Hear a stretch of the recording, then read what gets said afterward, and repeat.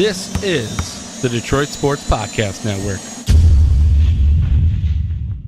On the phone line with us right now, ESPN SportsCenter anchor, reporter, Sirius XM radio host, Linda Cohn now joins us here on the Detroit Sports Podcast Network. Thank you, Linda, for joining us. It's my pleasure. Glad I could do it. Now, what brings you here to the Motor City? I hear that you're in town. Yeah, I'm really excited. I mean, first of all, how did it take me this long to go visit the Joe in Hockeytown? It took me forever, but since they're closing the place down, I figured I'd better go soon. And I'm actually meeting my brother and some friends here. My brother's coming from a different origination. So we're just meeting here, doing some business, and going to a hockey game, which we love doing. And the really, sad part of it is the coincidence that my first game, here is the one that's going to be such an emotional night after the passing of Mike Ilitch. Like, it's going to be something people here that have gone to Red Wings games and season ticket holders are going to be remember forever and ever because of how great this man was to not only the Red Wings, but to the Tigers, to youth hockey, and to the city. Now, being a New York Ranger fan, how is it going for you for the New York Rangers? Well, yeah, I mean, I'll never change my fandom. When you grow up loving a team, while I am objective or attempt to be, I mean, I'm not going to hide my fandom when I'm on Twitter. People who follow me at Linda Cohn, they know it. But I actually think the Rangers seem to be in a good hit their stride right now. Henrik Lundqvist is playing like Henrik Lundqvist again, and it begins and ends there all the time when you're talking about the New York Rangers and their chances once again to try to win the Stanley Cup. And they're rolling 4 lines. They're pretty deep, and overall everyone's pretty healthy. Could this team compete for a Stanley Cup? Absolutely. Not sure if they can win it, and I wouldn't be surprised if GM Jeff Gorton has a thing or two up his sleeve come the trading deadline. Now, from afar, Linda, you have realized that the Red Wings have been in the postseason now for the better part of 26 years. Mike Ilitch has passed away. But in looking at the Red Wing team, they are struggling a little bit, and many around town are kind of thinking that maybe this playoff streak is going to end.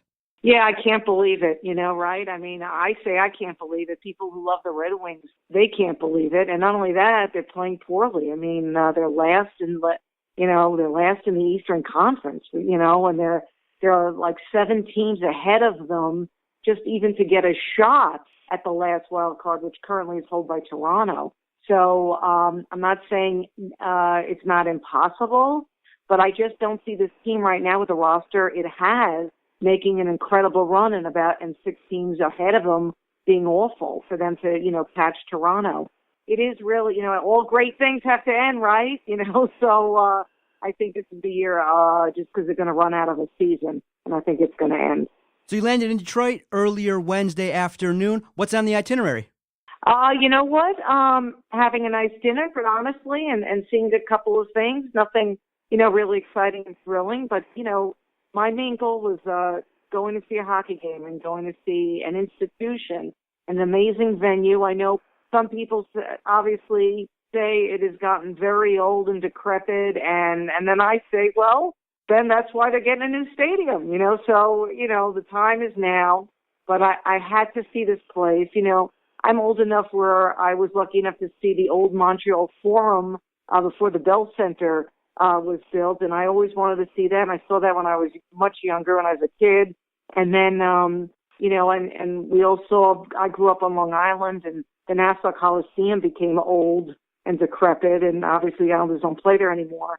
So the time was right for Detroit to get a new place, well-deserved, but I had to see the old place before they shut it down. Linda Cohn on the line from ESPN. Now, are you potentially going to come back when the new district opens up? Many people are raving about the new Little Caesars Arena and what it's going to become. Yeah, and I love it. And again, that's something, the Little Caesars Arena. That's all because of Mike Ilitch, right? I mean, he made that happen. One of the many things he made happen while he was alive.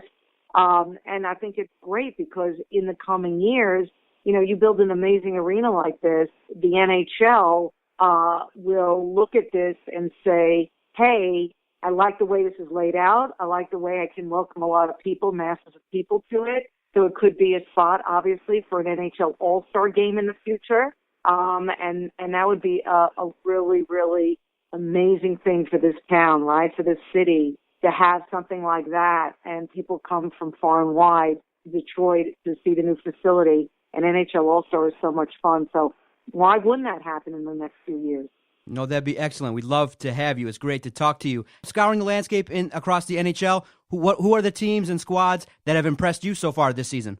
You know what? It's obvious. I mean, when you look around the Metropolitan Division, is the division and the entire NHL that has blown people away. Obviously, who can count out the Pittsburgh Penguins as defending champs?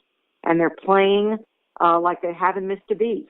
The Washington Capitals, I know a lot of people who are Caps fans, and, you know, every time I mention to them, I'm like, my goodness, I think you're better than last year, or I think they're better than the year before. They'll always say the same thing, and I will agree with them. Let's see it happen in the playoffs, and that's their big bugaboo.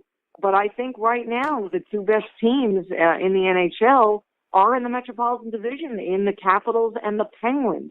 I like the way the Blackhawks are coming on of late in the West. Minnesota, I still have a problem with their ability to score.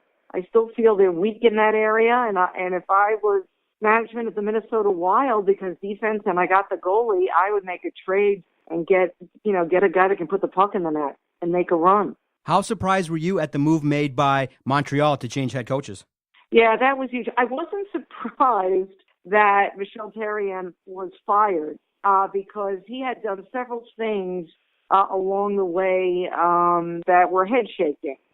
We remember, like, in mid-December, I believe it was, when he pulled Carey Price after, like, Price had, 4 goals on, 18 shots, but it wasn't all on him. And Carey Price stared down Michel Therrien, and you don't want your best player on your team doing that. Then we remember before the season started, at a charity golf tournament, Michel Therrien was quoted as basically criticizing his captain, Max Pacioretty, basically calling him soft and not a good leader. You know, things like this. So I felt the writing was on the wall, and he might have been gone earlier, a year ago, if it wasn't because of the Carey Price injury. So what had me laughing was the fact when they hired Claude Julien again, and Claude Julien, I just heard a comment from him just saying that, you know, he thought he was going to wait until the spring, the off season, to make a decision. He was going to have a few choices out there, but he wanted to get back to Montreal, and Marc Bergevin, GM of Montreal, basically laid it on the table and said it's now. Maybe he didn't say it's now or never, but we would like to have you now. So Claude Julien didn't want to let that opportunity slip away. And it's truly funny, but people who don't follow hockey from other sports, they shake their head. They're like, how can this happen? They don't know that Montreal, even though they're in first place in the Atlantic Division, were inconsistent and could be a lot better. So they're like, how can a team in first place fire their coach? It happens in hockey, and people outside of hockey, they're still trying to figure that out. Linda Cohn, kind enough to give us a few minutes. You can follow her on Twitter at Linda Cohn. Now, I'll get you out of here on this. Obviously, I'm a Red Wings fan. I've seen their success, 26 years in the postseason. Growing up watching SportsCenter, a staple in cable television, a staple for anybody that loves sports. What's been the secret to your success and longevity working at ESPN and at SportsCenter? Well, first of all, I appreciate you using that amazing analogy of the Red Wings, and with me, I know. I mean, you know what? When I go and host SportsCenter, even to this day, after 24 and a half years and over 5,000 shows, honestly, I just make believe that someone out there is seeing me for the very first time, and I always have to bring my A game. And I never took anything for granted, and I just let my personality burst through, and I never tried to be something I wasn't.